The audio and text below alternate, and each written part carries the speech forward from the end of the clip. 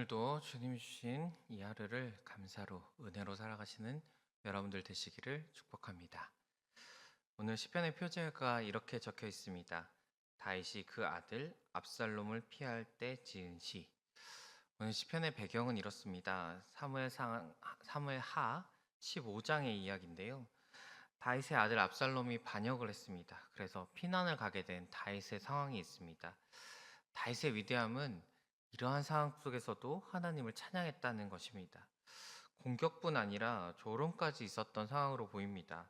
2절 말씀에 보면 그는 하나님께 구원을 받지 못한다라는 말이 등장합니다.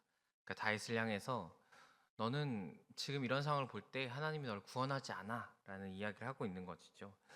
그 배경이었던 사무엘하 15장을 보면은 이런 말을 하는 이가 바로 시므이라는 사람이 있습니다. 현재 다윗의 상황을 보면서 마치 조롱하듯이 이야기를 하고 있는 것이죠. 가끔은 우리에게도 이런 일이 있습니다. 예를 들면 너는 전지전능한 하나님을 믿는다면서 너의 삶을 왜 그러느냐? 너 아무리 기도해봤자 너 여전히 고난에 있지 않느냐? 라는 어떤 이런 질문들이 있습니다. 그런데 하나님은 고난을 없애시는 분이 아닙니다. 하나님 오히려 우리에게 때로는 고난을 주시기도 하고요. 때로는 고난이 있는 걸 알려주시기도 하지만 그것을 그냥 맞이하게 하는 우리의 하나님이십니다. 그렇지만 하나님은 그 고난을 통과하게 하신 하나님이죠. 피하는 것이 아니라 그 고난의 길을 걷게 하시는 우리의 하나님이신 줄로 믿습니다.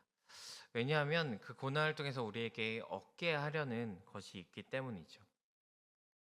때문에 우리의 판단은요, 현재의 결과가 아니라 미래의 것으로 하나님께서 이것을 통과하고 난 뒤에 우리에게 어떤 것을 허락하신지를 바라보면서 나의 판단이 아니라 하나님의 생각으로 우리의 삶을 바라봐야 할 줄로 믿습니다. 다윗의 고백을 나눕니다. 우리 3절 말씀 함께 읽겠습니다. 여호와여 주는 나의 방패시요 나의 영광이시요 나의 머리를 드시는 자이시니이다. 하나님을 방패로 표현하고 있습니다. 직역하자면 나를 둘러싼 방패라는 표현입니다. 그러니까 우리가 흔히 생각하는 이 방패로 한쪽 면을 가리는 이런 정도가 아니라 하나님은 나의 모든 면을 둘러싸고 있는 분이라는 표현입니다. 앞서 얘기했듯이 다윗은 지금 굉장히 어려운 상황에 처해 있습니다. 그런데도 불구하고 하나님께서 나를 다 막아주시는 분이야 라고 고백하고 있는 것이죠. 정말로 아무 일이 없어서 이런 고백을 하는 게 아니라 내가 어려운 상황이 있을지라도 여전히 하나님은 나를 보호하신다. 어쩌면 나의 어려운 상황은 있지만 그럼에도 불구하고 내 생명이 보존되고 있구나 라는 어떤 은혜의 고백이 아닐까 싶습니다. 또 다른 고백을 나눕니다. 우리 4절 말씀 읽겠습니다. 내가 나의 목소리로 여호와께 부르짖으니 그의 성산에서 응답하시로다.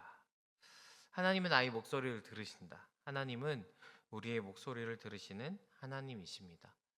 고난 속에서도 우리는 깨끔 착각할 때가 있죠.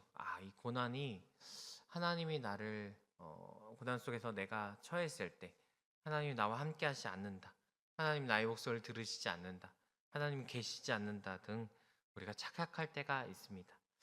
그러나 하나님은 다 듣고 계실 줄로 믿습니다. 하나님은 내 말이 내게 들린 대로 행하여 주신다라고 말씀하셨기 때문입니다. 다만 그렇게 느끼는 이유는 내가 응답이라고 생각하는 그때와 하나님이 생각하시는 그때가 다르기 때문이죠. 내 생각에는 지금 응답하셔서 일들을 빨리 해결해야 되고 내 생각에는 지금 이 고난의 때가 빨리 없어져야 하는데 하나님의 때는 그렇지 않다라는 것입니다. 그럼에도 불구하고 우리가 신뢰해야 될 것이 있다면 하나님은 반드시 우리를 이 고난을 통과해서 하나님의 때에 하나님의 방법으로 우리를 인도하신다라는 것이죠. 강력한 응답의 확신을 가지고 다윗은 고백합니다. 우리 7절 말씀 읽겠습니다. 여호와여 일어나소서 나의 하나님이여 나를 구원하소서 주께서 나의 모든 원수의 뺨을 치시며 악인의 일을 꺾으셨나이다. 원수의 뺨, 악인의 일을 꺾으셨다라는 말이 등장합니다. 모욕과 수치를 주는 어떤 행위인데 뺨이나 어떤 일을 꺾으신다. 지금 다윗을 공격하던 이들이 적당히 멈추고 끝나지는 무너짐으로 끝나는 게 아니라 하나님께 큰 모욕과 수치를 당하면서 무너지게 될 거다라고 이야기하는 것이죠. 또한 이 다윗의 고백은 완료형으로 쓰여져 있습니다. 히브리어의 특징인데요. 이것은 미래에 일어날 일이 아직 일어나지 않았지만 이미 끝났다, 완료되었다. 그러니까 하나님께서 그 미래에 하실 것을 확신하고 있는 고백으로 사용되고 있습니다.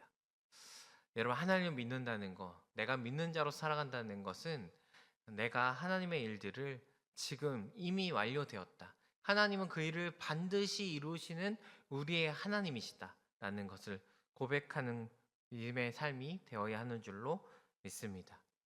여러분, 만약 고난이 왔다면, 만약 여러분의 삶에 어려움이 있다면 여러분, 하나님을 바라보십시오.